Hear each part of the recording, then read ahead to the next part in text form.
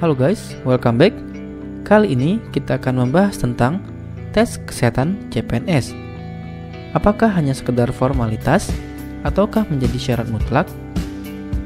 Namun sebelum terlanjut, buat teman-teman jangan lupa subscribe channel ini dan juga follow IG saya @fandiarya agar teman-teman tidak ketinggalan informasi-informasi menarik seputar CPNS. Baiklah, kita lanjut. Secara garis besar, mulai dari pengangkatan CPNS hingga pengangkatan PNS, itu tidak luput dari tes kesehatan. Bahkan ketika menjadi PNS sendiri, kondisi kesehatan juga salah satu hal yang perlu diperhatikan. Hal ini bukanlah sesuatu hal yang tidak mendasar.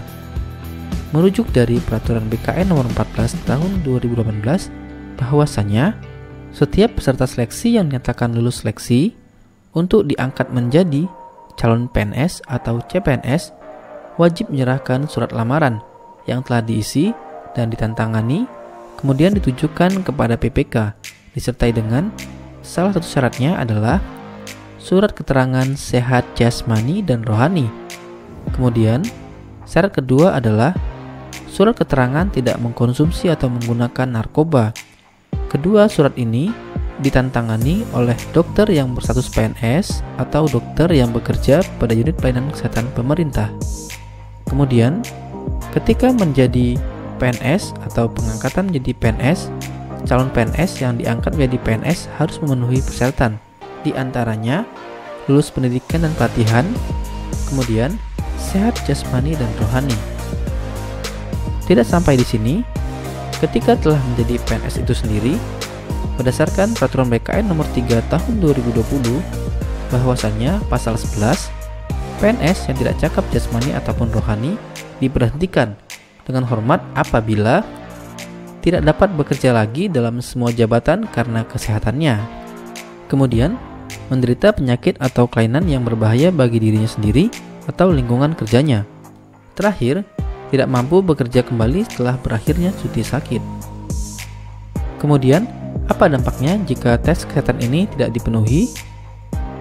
Maka, berdasarkan Peraturan BKN Nomor 14 Tahun 2018 bahwa calon PNS diberhentikan dengan hormat apabila salah satunya tidak sehat jasmani dan rohani.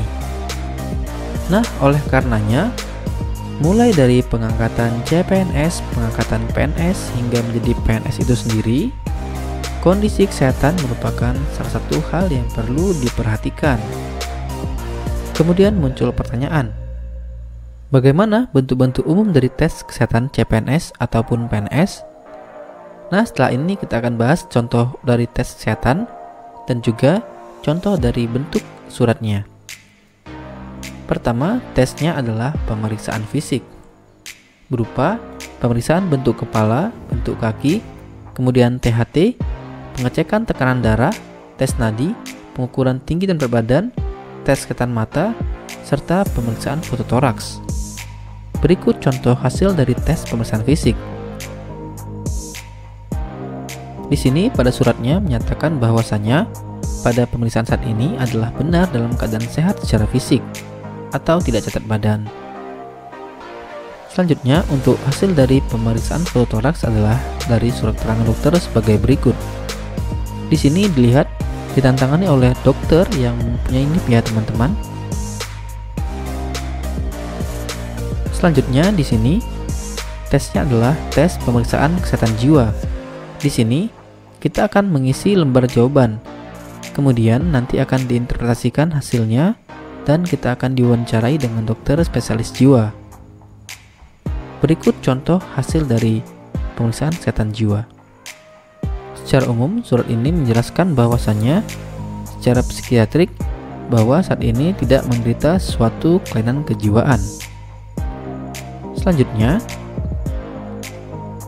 pemeriksaan laboratorium berupa tes darah ya, meliputi hemoglobin, leukosit, eritrosit, trombosit, hematokrit, dan sebagainya.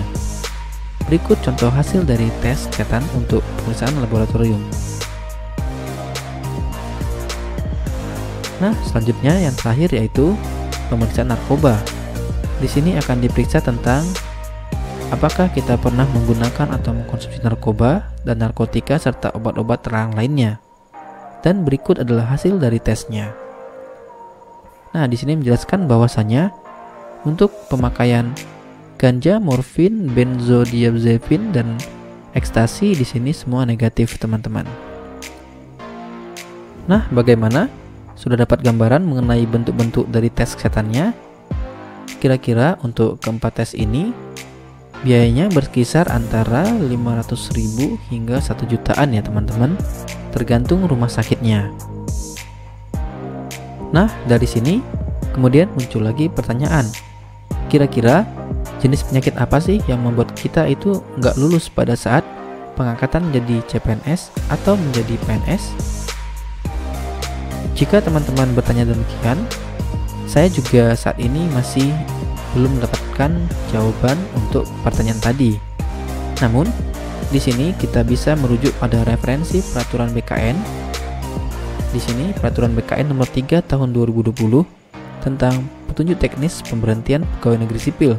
Di sini BKN telah memberikan sebuah contoh untuk kasus ini. Seorang PNS bernama X dengan NIP sekian-sekian bekerja pada Pemda. Kemudian dia liburan ke Taman Safari ya bersama keluarganya. Saat sedang menikmati pemandangan, tiba-tiba dia itu nggak mampu menggerakkan seluruh anggota tubuh sehingga badan terasa lemas. Berdasarkan hasil pengujian kesehatan oleh tim penguji kesehatan, ternyata yang bersangkutan dinyatakan mengalami stroke dan tidak dapat bekerja lagi dalam semua jabatan ASN karena kesehatannya.